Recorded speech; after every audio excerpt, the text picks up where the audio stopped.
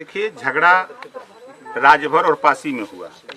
उस झगड़े को मोल खरीद लिया यहाँ की पुलिस, रानी की सराय के थाने के लोग उस झगड़े को मोल खरीद लिए। वो अगर आए तो जब देखे कि स्थिति दोनों में भयावह है तो इंस्पेक्टर को फोन करते, थाने पर फोर्स लेके आते। और पुलिस देख के गरीब भागता है। गरीब तब अपने जब आत्मसम्मान की सुरक्षा तब करता है जब उसके ऊपर कोई हमला करता है। पुलिस ने कोई उपद्रव किया है जिसको लेकर के लोग गुस्से में आकर के पुलिस से मारपीट की है, तो दोनों लोगों को चोट लगी। ऐसा नहीं कि खाली गांव के ही लोग मारे हैं, गांव के लोगों को भी चोट लगी, हॉस्पिटल जूझ रहे हैं। पुलिस को चोट लगी है तो गांव के भी लोगों को चोट लगी है। इसका मतलब कि दोनों तरफ से मारपीट हुई है। दूसरा ये यूपी गरीब का इनकाउंटर होता था जब ओम प्रकाश राजभर सत्ता में रह के बोला करता था कि ये फर्जी इनकाउंटर है। चाहे मुकेश राजभर का मामला रहा हो चाहे किसी का मामला रहा हो, हम बराबर कहते थे कि ये फर्जी इनकाउंटर हो रहे हैं। और आज भी विकास दुबे का फर्जी इनकाउंटर है। वो अपराधी था। अगर जिसके खिलाफ 60-60 मुकदमे थे तो आपकी सरकार क्या कर रही थी, बीजेपी सरकार क्या कर रही थी? उसको उसके खिलाफ राष्ट्रीय गैंगस्टर लगा के जेल में डालना चाहिए था, तो आज हमारे 8 सिपाही शहीद नहीं होते, आज उसका काउंटर नहीं होता, आज इतना बड़ा उपद्रव नहीं होता। लेकिन पुलिस ये कानून को, बीजेपी कानून को नहीं मानती। अगर कानून को मानती, अगर वो उज्जैन में गिरफ्तार हुआ तो राजस्थान में उसको पेश करना चाहिए था कोर्ट में। कोर्ट से यहाँ की पुलिस जाती, वहां रिमांड पे लेती, ले आती, अपना पूछताछ करती। जिस दिन पूछताछ करती, उत्तर प्रदेश के बड़े बड़े मिनिस्टर और मुख्यमंत्री के चेंबर में रहने वाले अच्छे अच्छे लोग पकड़े जाते।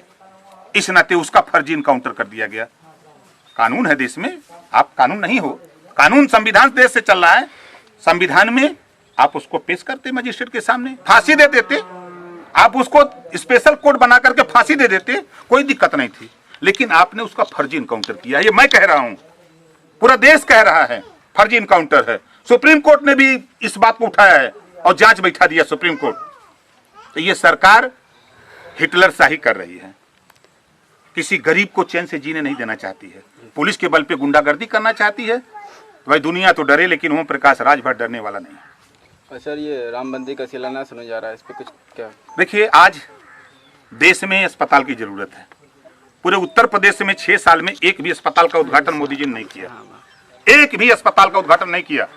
आज कोविड-19 अगर बीमारी है तो उसके लिए वेंटिलेटर की जरूरत है, उसके लिए पीपीई किट की जरूरत है, उसके लिए मास्क की जरूरत है। आज सड़क पे लोग जा रहे हैं, उनको पकड़ के चालान हो जा रही है। अरे सरकार में बैठे हुए लोग अगर लायक हो तो 50 रुपए का मास्क देकर के उसको अल्टीमेटम देते कि अगली बार अगर तुम पकड़े गए तब तुम्हारे खिलाफ कार्रवाई होगी।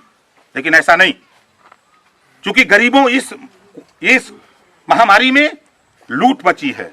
थाने पर जाओ, 20,000 दो, 25,000 दो तो FIR होगा, नहीं दोगे तो जाओ घूमो, मार खाओ पुलिस का। ये है तानाशाही। अच्छा, ये बकरीद पे नमाज पढ़ने का मामला सामने आ रहा है, क्या इसको? देखिए, बीजेपी भारतीय झूठ पार्टी, ये भारतीय झूठ पार्टी के पास कोई काम नहीं है।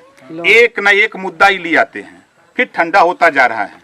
आप शुरू से इनका देखिए, अगर आप इनको उठा के देखेंगे तो इन्होंने नोटबंदी ले आए, कहा कि हम 50 दिन में आतंकवाद की कमर तोड़ देंगे, 50 दिन हमको दो, नहीं तो चौराहे पर जहां बुलाना हम आ जाएंगे, मोदी जी ने कहा था। 50 दिन तो बीत गया। नोटबंदी से 1 करोड़ 40 लाख लोगों की नौकरी चली गई। जो रियल एस्टेट का काम था जमीन पे खड़ा हो गया, उसमें मजदूर गरीब सब लोग थे, इन्वॉल्व थे, खत्म कर दिया। GST ले आए, उसके बाद नोटबंदी में चिल्ला हुआ। तो नोटबंदी नहीं, नोट बदली का धंधा, बीजेपी ने अपना नोट बदलने का धंधा शुरू किया था।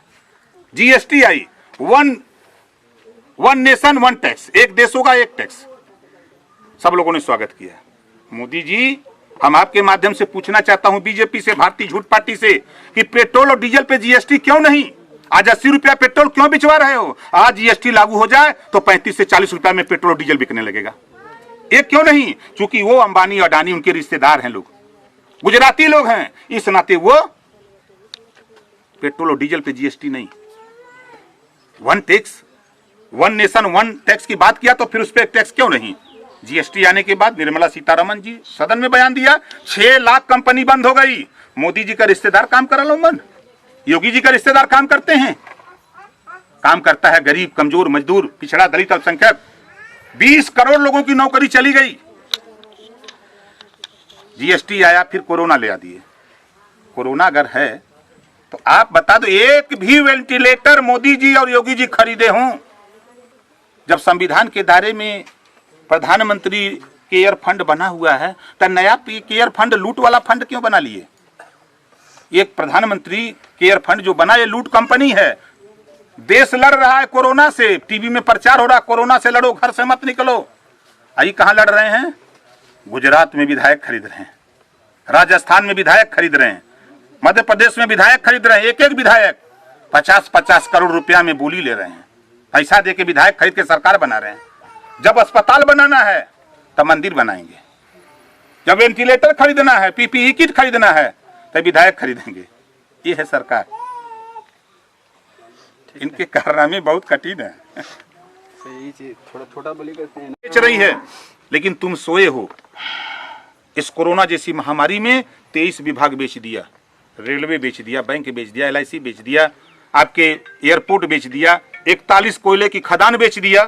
पूरे देश को बेच रहे हैं, लेकिन देश की जनता एकदम मूक दर्शक बनी है कि हमको जेल में भेज देंगे। अरे क्या जेल में भेजेंगे? ओम प्रकाश राजभर इसी बात को लेकर परेशान है।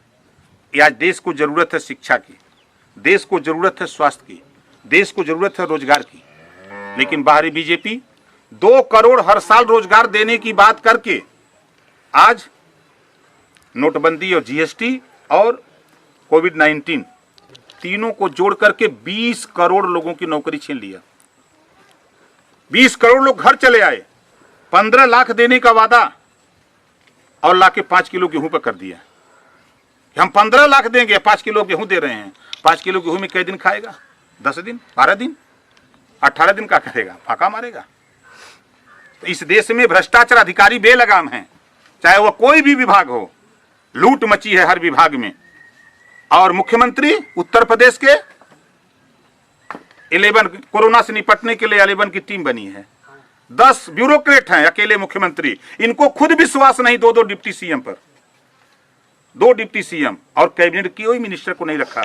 और पूरे अधिकारी इनको, आज उसी का खामियाजा जो ये घटना है यहाँ, ये उसी की देन है कि मुख्यमंत्री नहीं, सरकार को ब्यूरोक्रेट चला रहा है। ब्यूरोक्रेट पूरे देश को, प्रदेश को लूट रहा है, अब मुख्यमंत्री को दिखाई नहीं दे रहा है।